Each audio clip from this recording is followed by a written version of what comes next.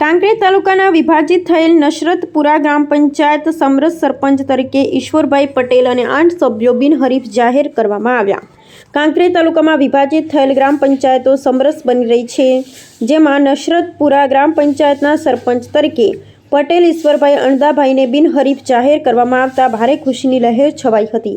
જોકે 8 વોર્ડના સભ્યો બિનહરીફ જાહેર કરવામાં આવ્યા છે ને બિનહરીફ સરપંચ ઈશ્વરભાઈ પટેલે અઢારે આલમના ગામ લોકોનો આભાર વ્યક્ત કર્યો હતો ને તેમણે પોતાના ઉપર મૂકેલા વિશ્વાસ પ્રમાણે ગામના પડતર પ્રશ્નો ને વિકાસના કામો માટે સતત પ્રયત્ન કરી ગામનો વિકાસ થાય એવી આશા વ્યક્ત કરી હતી।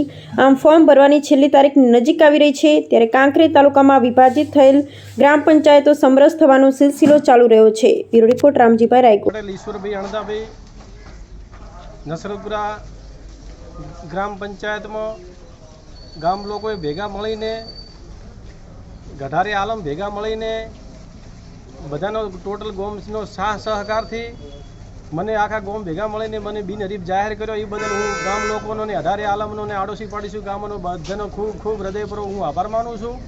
અને હવે આવતા સમયની અંદર જ્યારે મને બિનહરીફ બનાવ્યો છે, એટલે હું ગામના વિકાસ માટે ગામના નાના મોટા જે પ્રશ્નો હશે, ગામના જે વિકાસના કામોમાં કદાચ કંઈક અડચણરૂપમાં હશે ને કદાચ સમય કોઈ હશે ને કદાચ કામ નહીં થયા હોય તો એ કામ હું પૂરા કરી અને ગામના વિકાસ માટે તત્પર રહીશ અને ગામનો બનેલી ગળા જેના નાના મોટા પ્રશ્ન સોલ્વ કરીને પણ હું આગળ વધારીશ અને ગામને કહેવાનો મિનિંગ કે વધારે પડતો સહયોગ આપી, એમનો હું પ્રેમ આપી અને એમની જે લાગણી હતી અને એમનો જે પ્રેમ હતો મારા ઉપર જે પ્રેમ હતો લાગણી હતી બદલ એમને મને બિનહરીફ સરપંચ બનાવીને ખૂબ ખૂબ એમનો આભાર, ખૂબ ખૂબ અભિનંદન।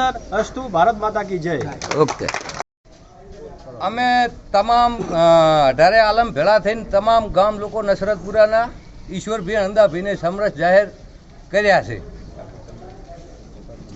સરપંચ તરીકે।